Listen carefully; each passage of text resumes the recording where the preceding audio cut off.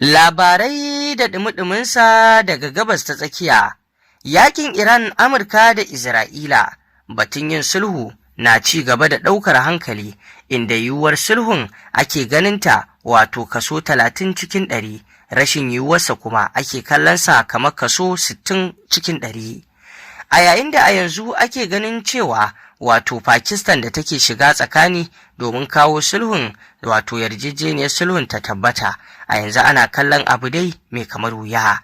Yayin da a gefe guda kuwa ake kallon wato maganganun da ake wa Trump na yiwuwar ɗaukar matakin soji kan Iran, shi ma ke ƙara janyo wani al'amarin da wato martanin can da Iran ta yi na cewa a shirye take da komawa gwabza yaƙi tsakaninta da ƙasar ta Amurka da Isra'ila, abu ne da yake ƙara yiwuwar cewar shin anya wannan sulhu kuwa zai yiwu? Al'amarin dai akwai ɗaura kai. Masu saurare ku biyo mu cikin wannan rahoto domin jin wannan al'amari da ke wakala. A sabon wato daftarin sulhu da yarjejeniya da ƙasar Iran ta aike wa Pakistan ita kuma ta aike wa Amurka, Donald Trump shugaban ƙasar Amurka ya bayyana cewa sun karɓi wannan daftari mai ɗauke da buƙatu 14 da ƙasar Iran ta rubuto. Sai dai kuma Donald Trump bayanin nasa ya nuna ba lallai ya amince da waɗannan sharuɗa ba. To kaga kenan in dai har haka ne, a sabon daftari ma Donald Trump ya nuna ba lallai ya amince da sharuɗan ba. To kaga kenan alamu ƙarara na nunawa da yiwuwar komawa yaƙi tsakanin ƙasar Iran da kuma ƙasar Amurkan da Isra'ila. Duk da dai cewa har yanzu ana sa ran sulhun ka iya yiwuwa, duk da dai yiwuwar sulhun ba shi da ƙarfi mai yawa. Saboda irin yadda wato kowannensu ya ja tunga, ƙasar Amurka ta ja tunga, ƙasar Iran ma ta ja tunga, yayin da Donald Trump yake nuna lallai har sai ƙasar Iran ta amince da dukkan wato bukatun da suka shimfiɗa shine za a yi sulhu, yayin da ita kuma Iran ke ganin cewa bukatun da ƙasar Amurka ke zuwa da su bukatu ne na san rai wanda ba za su amince da su ba, kuma ba za su taɓa bari hakan ta faru ba. To kaga kenan mai ɗaya rantse mara ɗaya rantse, ko mu ce mai abu ya rantse mara shi ma ya rantse, to ta ina za a samu sulhun da ake da bukata? Idan batu na sulhu ya zo, to in ɗaya ya hau sama fa sai ɗaya ya sauka, to amma a halin yanzu kowa a sama yake, to kaga kenan ba batun sulhun. Babban abin da Amurka ke bukata shine Iran ta yi watsi da wancan shiri nata na makamashin nukiliya.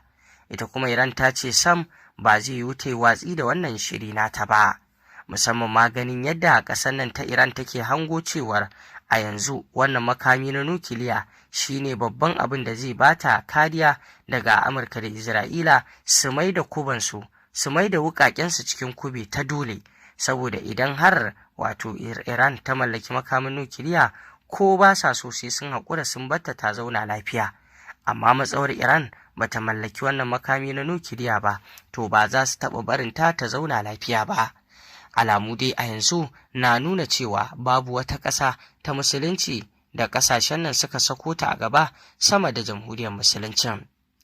Kuma abin da Iran ke ƙara kallo shine idan bata mallaki wannan makami ba, to fa sahun manyan ƙasashe na duniya da ake kallon su ba za ta taɓa shiga ba. Kuma abin a bayyane yake, duk wata ƙasa da ake kallonta a duniya cikin jerin manyan ƙasashe, to fa ta mallaki wannan makami ne. A yanzu al'amarin na nuna cewa ƙasashen da suka mallaki wannan makami ba tare da doka ba, Isra'ila ma na daga ciki. To dangane da haka, menene ya sanya iya Iran a yanzu aka sa wa ido aka wato rufe ta? A yanzu suna kallon idan Iran ta mallaki wannan makami a wajensu kamar tashin hankali ne. Sai dai kuma wato tun da ake wannan al'amari, ko shiga yaƙi da Iran ko wani abu na rikici da Iran, to idan ka bi sarsalarsa za ka ga cewa taɓo ta aka yi, ba wai ita ce ta fara kai wannan abu ba. Hasali ma wannan yaƙi da ya fara gwabzuwa tsakaninsu wato ƙasar Amurka da Isra'ila ne suka fara kai wa Iran ɗin hari, ba Iran ɗin ce ta kai masa harin ba.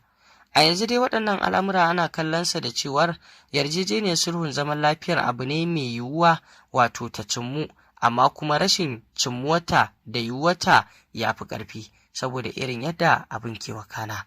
To masu saurare me za ku ce kan wannan dambarwa da ake kai a Gabas ta Tsakiyan kan wato yakin nan na Iran, Amurka da Isra'ila, yayin da yarjejeniyar sulhun ke wato tangal-tangal? Me za ku ce kan haka mu?